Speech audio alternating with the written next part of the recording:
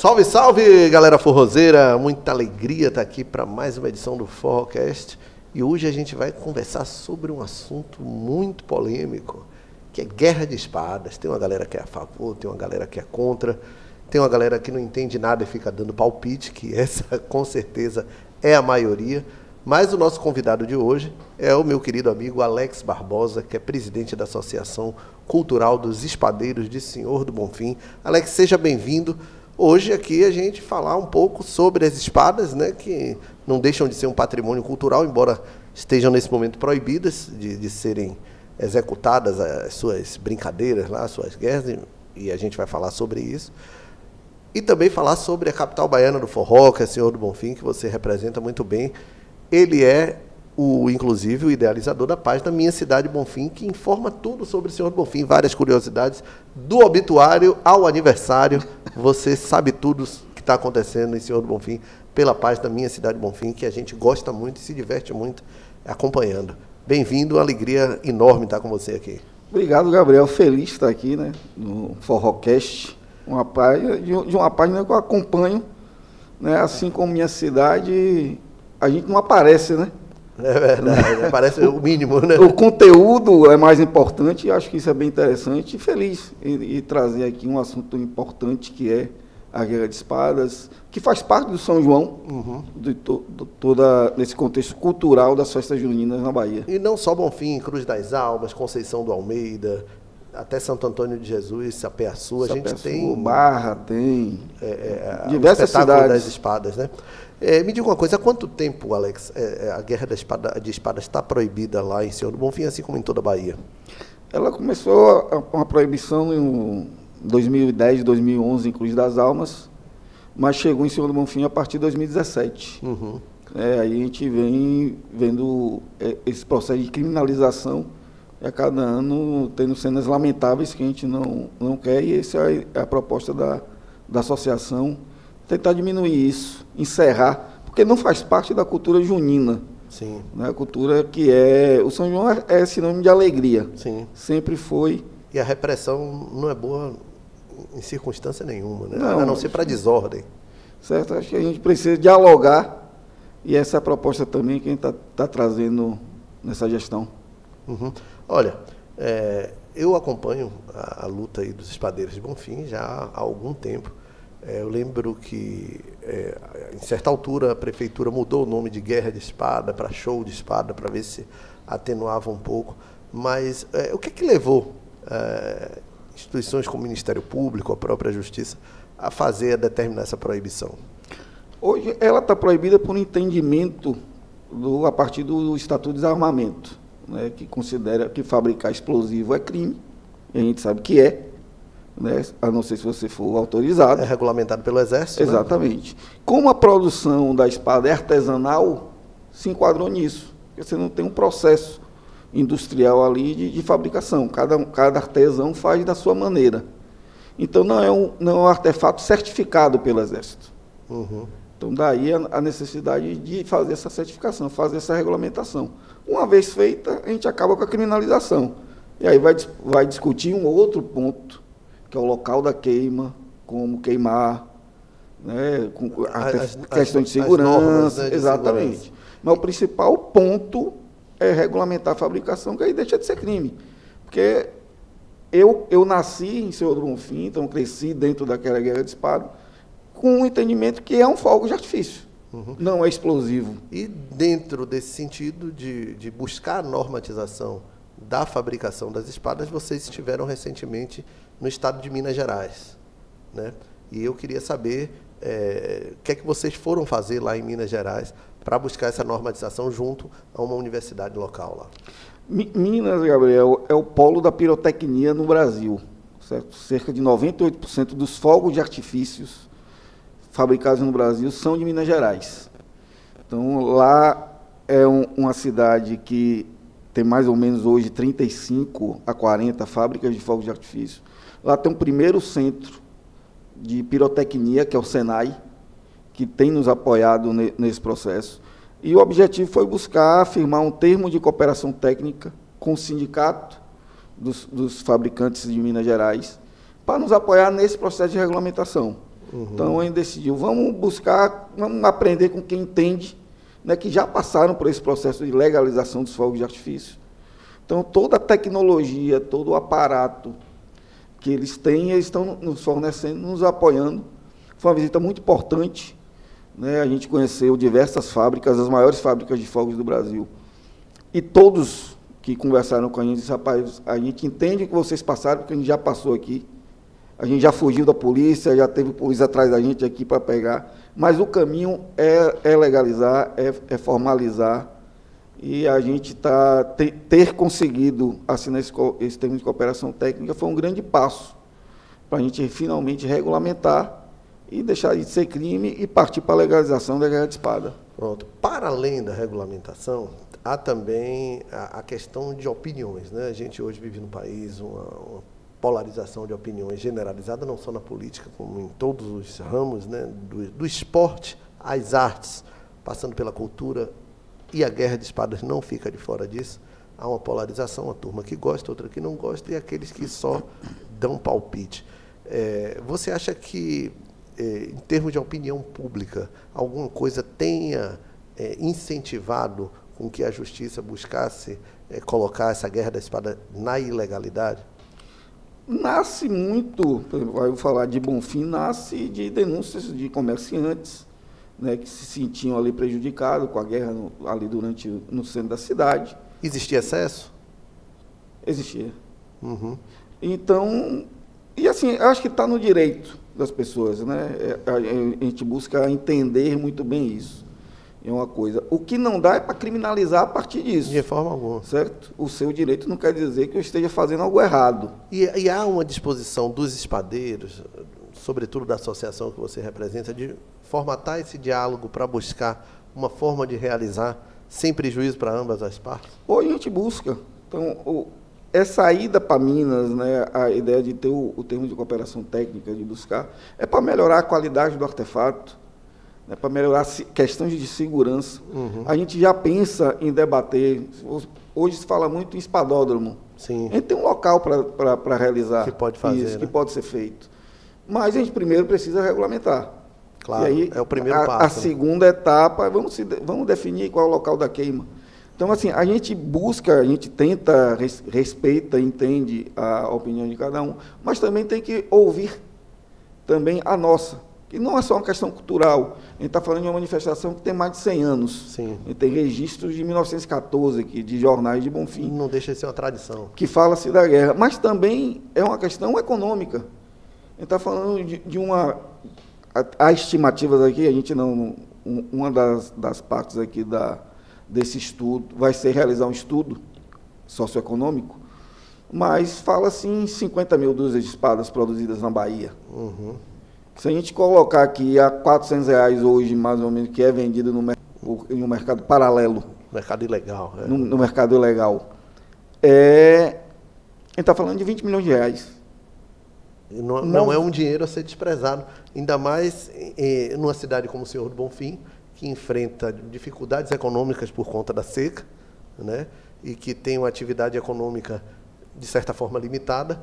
Um incremento de 20 milhões de reais seriam bem-vindos, né? Exato. E você tem toda uma cadeia produtiva que precisa ser construída, porque o cara não vai só comprar espada. Uhum. Ele vai comprar o EPI, um capacete, uma luva, um macacão. Uhum. Toda a questão da gastronomia se movimenta, porque o dia 23 de junho é o dia mais feliz para o bonfinense. Sim, é o dia da guerra, né? É o Natal do bonfinense. Uhum. Então você tem toda uma cidade se preparando para aquilo. Então, ainda assim, apesar da proibição, acontece, né? De forma meio clandestina. Que é uma manifestação que vem do povo. Uhum. Então, a associação ela nunca organizou uma guerra de espadas, não é a associação que faz. É uma manifestação que sai da comunidade. O que a associação busca é defender esse direito. E tentar regularizar. Exatamente. Então, mas assim, infelizmente a gente viu nos últimos anos que a população tem feito a guerra de espada, o Ministério Público e as forças públicas têm agido para proibir e tem visto cenas lamentáveis. Sim. E, de uma certa forma, o poder público não se manifestando. Então, joga na conta do Ministério Público na conta da polícia e na conta dos espadeiros. E aí fica só a história narrativa de que é proibido. Exato. Enquanto for proibido, a gente não pode se manifestar. Não, acho que tem que ter o papel. Acho que o poder público, tanto o município quanto o Estado, ele não pode virar as costas para essa situação da guerra de espadas. Porque não é só um problema do Senhor do Bonfim. É um problema de Cruz das Almas, é um problema de Conceição do Almeida, de Sapé-Açu. Certo? E a gente tem estados como Sergipe, que também já passaram por dificuldades, mas hoje acontece de maneira ordenada e sem problemas. Sim. E uma coisa, Alex, quantos tipos de espada existem aí, né, no mercado? Eu tenho, a mais famosa é a Cruz das Almas. Chama de Cruz das Almas em homenagem à cidade, né? Que é fabricada a maioria em Cruz das Almas. Né? Em Bonfim tinha uma específica de Bonfim chamada Limaia. Certo? Tem uma limaíta, que é uma menor, tem um curisquinho, que são fases. O curisquinho, né? É para iniciar, é o traque da espada. É a criança, solta primeiro o curisco, depois ele vai para uma limaíta, até ele chegar na limaia. Hoje, a gente, inclusive, a proposta da gente é trabalhar com 4 tipos de espadas. Né? Isso respeitando questões de segurança. Aí, tendo essa ajuda da universidade, na regularização, a espada pode vir a ser certificada por um IBAMETRO da vida, um órgão com esse processo, é para ser certificado pelo Exército. O Exército vai lá chancelar. Isso daqui é um fogo de artifício. Que é a autoridade em fogos, né? Exatamente. Ele que é o único órgão responsável por isso. O SENAI é um certificador, mas que homologa o processo ao Exército. Sim. Então, e a gente está trazendo tecnologia para isso. Né? Então, qual é um problema de muitas espadas? Ela não dura de um ano por outro. Sim, esfria, né, como diz. Porque assim, ela é feita com limalha de ferro e pólvora. A pólvora tem água. A água com ferro oxida. Sim. Então, o risco de explosão é maior. Hoje, a gente já pensa em usar titânio. Sim. Certo? Que já evitaria essa oxidação. Então, a gente teria um produto com uma durabilidade maior. Mas fica mais caro. Não, necessariamente não. Então, são estudos. Por isso que a gente está com o Senai e está com as maiores empresas, nos ajuda bastante, porque eles têm pesquisa e desenvolvimento nessa área. Claro. Certo? E a questão de segurança, a visita lá, uma fábrica de fogos é uma exigência legal muito grande. Então, mas, entrega, é um espetáculo, e a gente vê no São João diversos shows pirotécnicos. Sim. E a maioria, inclusive no palco. E a maioria é feito lá em Santo Antônio do Monte. Que é a referência nacional, né? E respeitando o critério de segurança. Então, por que não incluir a espada nisso também? Exato.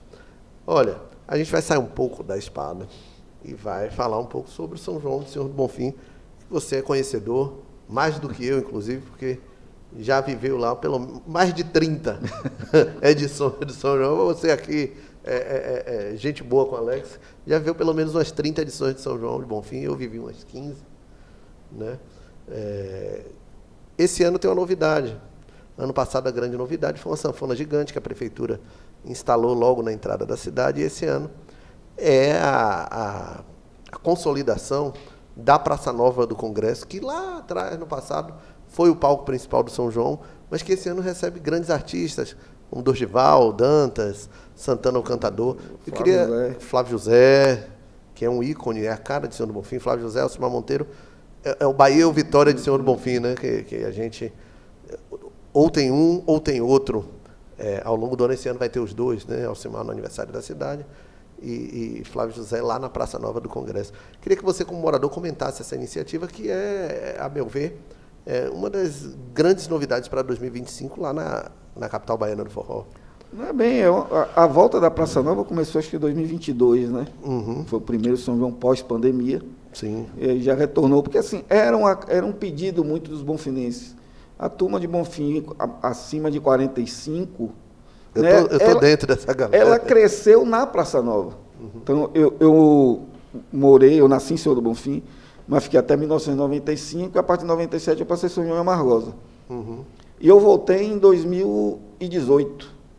Então, eu não vi a transição para o Parque da Cidade. Sim. No primeiro São João, eu tomei um susto. Eu disse, onde é que eu estou? Cadê minha turma? Porque você se localizava. Tinha o Canto dos Pássaros, ali a Barraca Teiú. E você tinha, Gabriel, uma coisa lá em Bonfim, e aí é dos anos 80 e 90, você não tinha um acesso a carro. O carro era para rico. Sim. Então, normalmente, a galera ia andando para casa. E nesse trajeto sempre tinha uma porta aberta. Então você ficava ali de casa em casa, às vezes nem chegava na praça.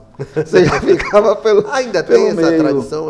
Alguém ainda mantém essa tradição de manter a porta aberta lá em Bonfim? Bem menos. Né? Os tempos aí, a violência aumentou. E o próprio o local hoje da festa do Parque da Cidade, ela é mais afastado, não dá para ir andando. Não.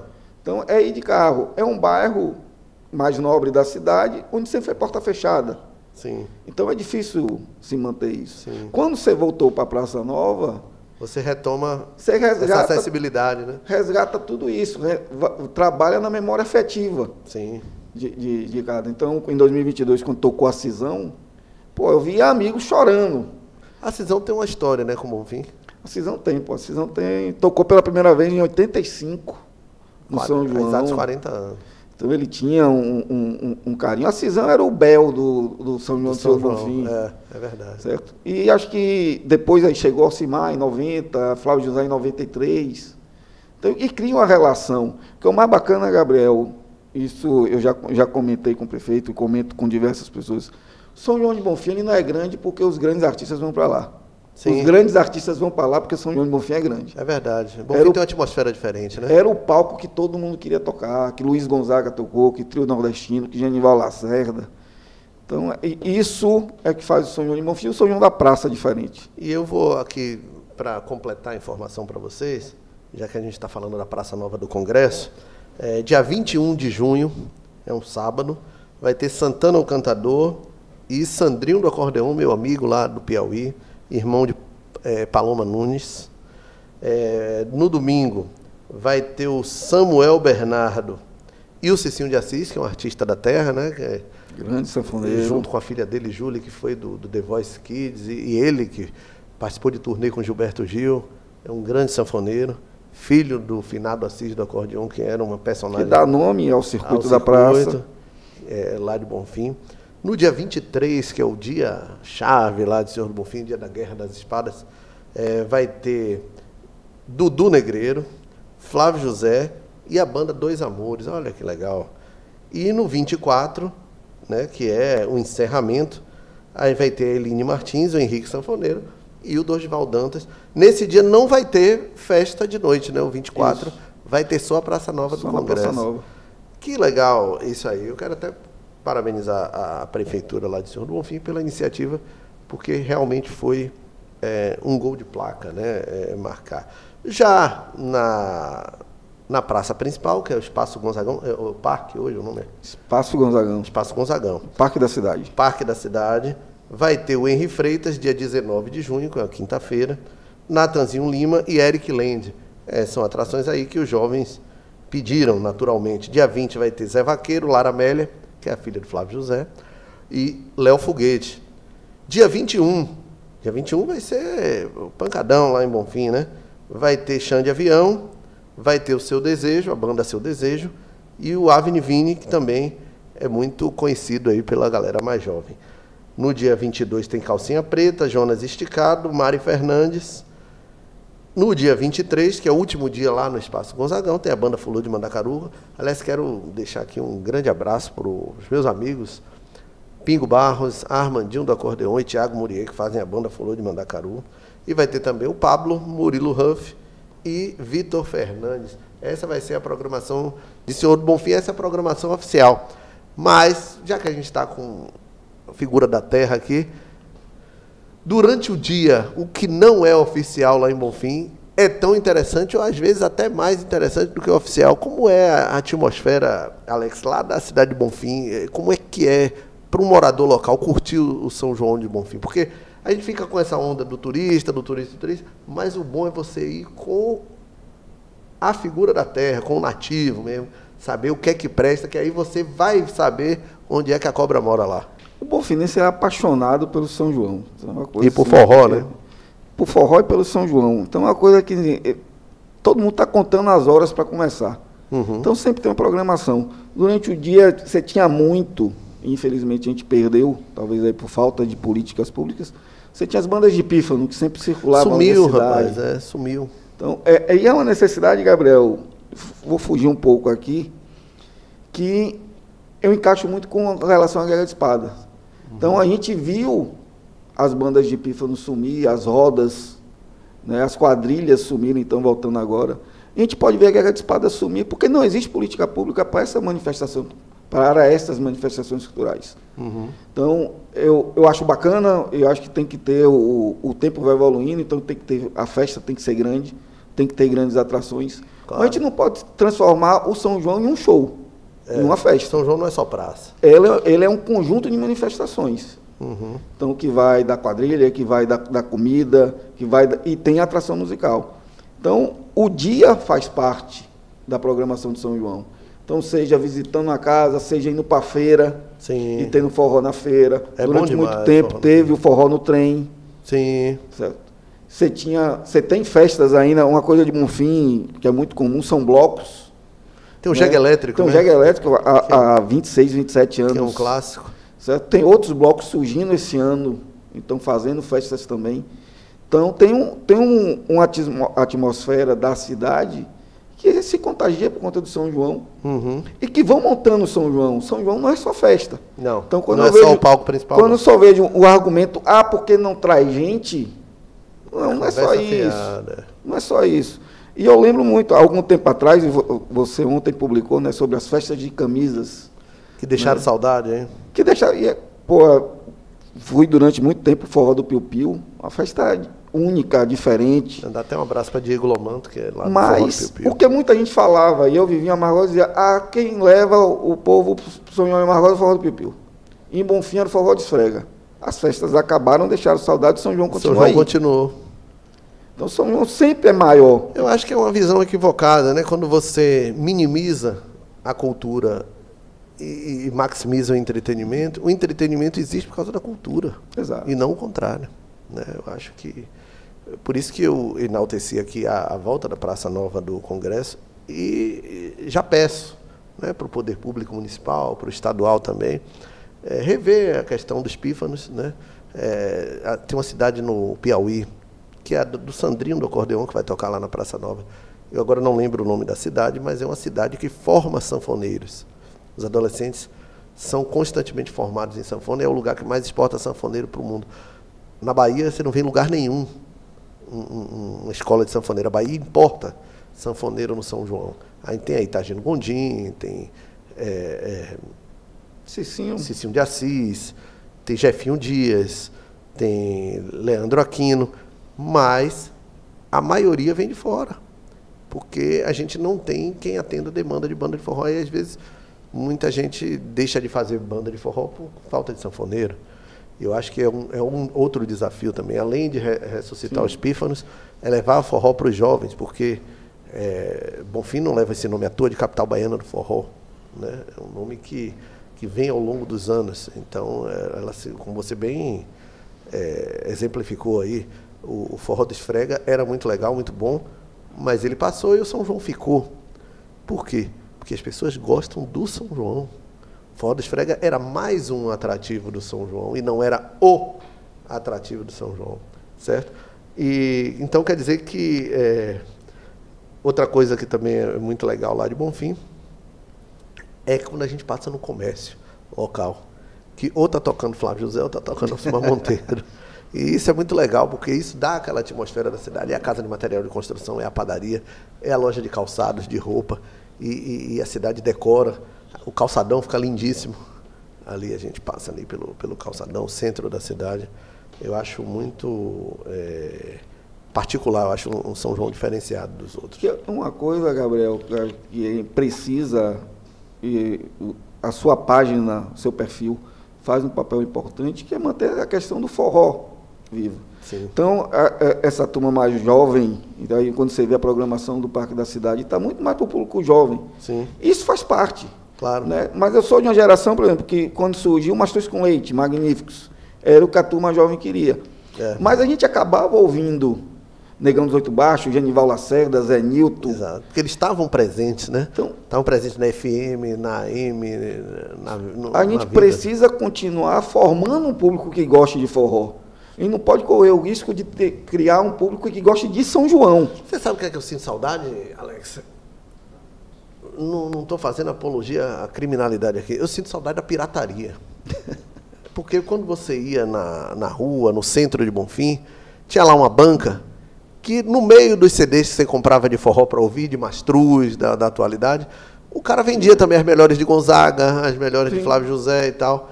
E hoje não, o sujeito jovem ele é controlado pelo algoritmo. E aí o algoritmo só vai dar o que é atual. Para você pegar o que já foi sucesso e que hoje anda adormecido, mas que não deixa de ser sucesso nunca, a gente citou aqui em outro programa Luiz Gonzaga, na roupa de Luiz Poderoso Chefão, que é um DJ, quando a gente tem que buscar. E essas coisas mais novas, inclusive com sucesso baseado no tráfego pago, ele chega até o jovem, porque a produtora, a grande empresa e tal, está ali pagando tráfego para chegar até o jovem. E aquilo que era bom e que era do jovem do passado, ele tem que procurar. E muitas vezes tem artista que nem tem sua obra lá no Spotify, no Deezer, nessas plataformas. Se olhar, você citou o exemplo do comércio, né, que sempre está tocando. O São João talvez seja a festa que mais toca música antiga. Músicas que não saem da moda. Então você vai ouvir diversos clássicos, todo ano você ouve ali. Asa Branca tem 90 anos. Então, é a mesma coisa do carnaval. Se você olhar o Carnaval de Salvador, hoje é baseado nos clássicos antigos. Certo? Você não tem música nova. Até porque se você pegar aí um pagodão, um sertanejo, você vai encontrar dificuldade de fazer um disco com as melhores dele. Porque ele sempre é o sucesso atual, né?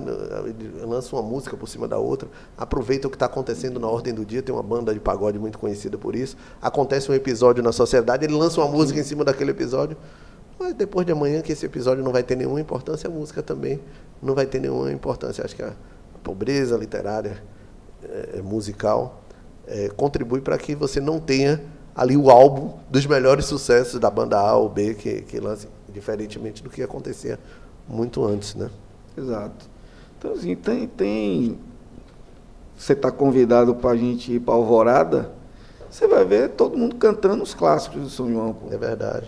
Que vai de Alcimar Monteiro, que vai de Gonzaga, vai Trio Nordestino. E você encontra menino de 18 anos, 19, né? Isso é o bacana. E acho que a Guerra de Espada tem um papel importante nisso. Sim. Porque você vai ali, é passado de tradição. E acaba você contribuindo nessa questão musical também. Ela é um elemento tão presente quanto a culinária, quanto a vestimenta. Eu acho que a Guerra de Espada está nesse rol aí da vestimenta, da culinária e das próprias músicas. Saindo do São João, em junho, indo para novembro, vai ter uma festa literária lá em Bonfim, e que você é um dos organizadores. É a Festa Literária dos Inventos, aí mais uma invenção, mandar um abraço aqui, meu amigo parceiro, Pezão, que é o idealizador da festa. Né? E foi secretário de Cultura, né? Foi secretário de Cultura, Rodrigo Vanderlei, e é diretor da Associação dos Espadeiros, estava comigo, com o Darlan e com o Coelhinho lá em Minas. E a gente decidiu, né, fazer, foi contemplado no edital da Fundação Pedro Calmon, e a ideia da gente fazer, realmente inventar uma festa diferente, vai ser em um local diferente, Sim. que é a universidade, né, na Univasf, no campus da Univasf. Então a gente levando literatura, cultura, música. Um forrozinho também, né? O forró vai estar presente, o cangaço vai estar presente. E assim, eu trabalho hoje com minha cidade, eu conto a história, e tudo, Gabriel, passa por Bonfim, inclusive você, né? Certo? Seu tataravô. Meu tataravô era de Bonfim. Certo? Foi para mim, um dos grandes empreendedores, na época não era esse nome, né? Mas um dos grandes empreendedores de Bonfim, um homem que tomou conta da ferrovia, expandiu a ferrovia, tem um papel essencial na história, não só de São Bonfim, na história da Bahia. É verdade. Certo? A ferrovia se fortaleceu muito com o Cipriano de Carvalho. Então, quando você olha para Bonfim, tudo passa por lá, porque você tem a ferrovia. Aí, se você for falar de Canudos, está ali perto, e quem fornecia material era Bonfim. Era Bonfim. Se você falar da República, a gente tem uma relação também. Falar da Guerra do Paraguai. Se falar do cangaço, a base da polícia funcionava em São Bonfim. Então, tem essa coisa. E aí, Gabriel, tem que é a minha esperança. O jovem gosta. Ele tem que ter acesso. Exato. Ele tem que conhecer, né? Exato. Mas eles gostam bastante. E como assim, a gente vai voltar ainda a produzir grandes forrozeiros aqui na Bahia. Maravilha. Olha, conversei com Alex Barbosa, presidente da Associação Cultural de Espadeiros de Senhor do Bonfim. Para mim foi um papo maravilhoso. Sigam a página dele, @Minha Cidade Bonfim, porque é uma aula de história e uma aula de tudo que acontece no cotidiano dessa que é uma das cidades mais queridas do povo da Bahia, cidade que deu bobô da elegância sutil do futebol, né, que levou o Bahia ao Campeonato Brasileiro de 1988 e que tem Cicinho de Assis e que tem muitos outros bonfinenses de categoria e de simpatia. Obrigado, Alex, para mim, alegria muito grande ter tido você aqui. Encaminhe esse link, marca aí um joinha e compartilhe aí as notícias do nosso canal, porque vai ser fundamental para que a gente tenha audiência. Obrigado, leve o meu abraço para o Senhor do Bonfim, espero te encontrar lá no São João para a gente tomar pelo menos uma dosezinha de licor. Obrigado, Gabriel, obrigado a todos. Vamos lá curtir o São João na capital baiana do forró.